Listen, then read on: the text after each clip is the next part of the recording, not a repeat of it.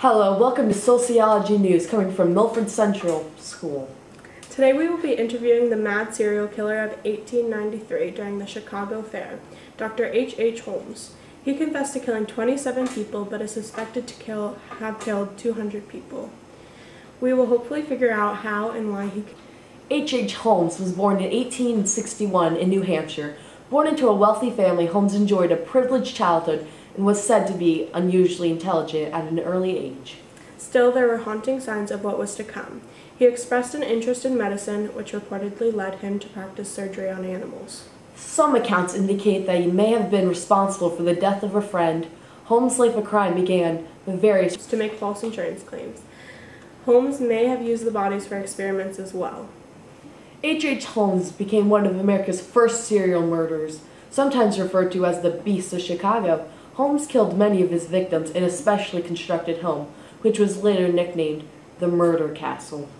Apprehended in 1894, he was hanged for his crimes in 1896. The Murder Castle was completed in 1891, and soon after, Holmes announced he planned to rent out some of the rooms to tourists who would be arriving for the upcoming Columbian Exposition.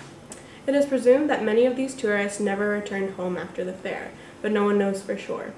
A large number of his female victims came through with false classified ads that he placed in small-town newspapers that offered jobs to young women. When the ads were answered, he would describe several jobs in detail and explain that the women would have her choice of positions at the time of the interview. When accepted, she would then be instructed to pack her things and withdraw all of her money from the bank because she would need funds to get started. Before he killed many of his victims, he asked them to write letters to relatives or friends explaining they'd gone away so their absences wouldn't be noticed. 2 women, one of them pregnant, were told that if they wrote the letters, they'd go free. But as soon as they signed them, Holmes killed them. Because it was a boarding house, the castle had a reception room, a waiting room, and several rooms for residents. Aside from those in some hallways, the house was comprised of secret chambers, trapdoors, hidden laboratories, and rooms devoted to killing people. One of them, which the media called the Vault, was a walk-in room with iron walls and gas jets that Holmes controlled from his bedroom. There was a dumbwaiter for lowering bodies and a hanging chamber. He had a medieval torture rack in the basement and a grease chute that went from the roof to the basement so he could dump bodies. He had a maze he sent his victims through in a terrifying blind room. Several rooms were airtight and without windows, one of them fitted with iron plates, another lined with asbestos. There was an oxygen deprivation chamber with gas jets that could be turned into blowtorches used to roast people alive. When the police inspected the castle after Holmes was in jail, they were horrified. There were claw marks on the walls of the vault from people who tried to escape. In the basement, there was a blood-stained dissecting table and surgical instruments. There was a vat of acid with human bones in it and piles of quicklime, one of which yielded a girl's dress. There was an enormous stove to burn bodies in and a stovepipe with human hair in it. They found human skulls, a shoulder blade, ribs, a hip socket, and countless other remains.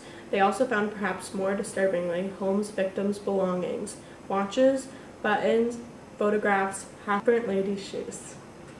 And now, we'll be heading over to our detective, Arden Travis, because today she'll be interviewing Dr. H. H. Holmes himself. State your name. Dr. Henry Howard Holmes. How are you doing today? Well, I'm doing just great. I'm sitting in prison. Doesn't that sound so delightful? Did you enjoy the Chicago Fair? Well, it was something for people to die for. Well, except for me.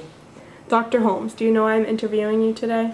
Is it because you want to ask about the weather? I can't help you. Obviously, because I'm behind bars. Dr. Holmes. Or could it be because I killed so many people? How many people did you kill, Dr. Holmes? Oh, about 200 plus, 27.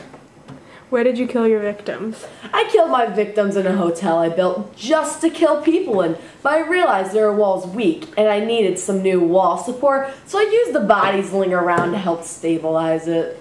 And one of those victims was your friend and accomplice, Benjamin Pitzel? Yeah, he was a nice guy until my plans failed. What plans, Dr. Holmes?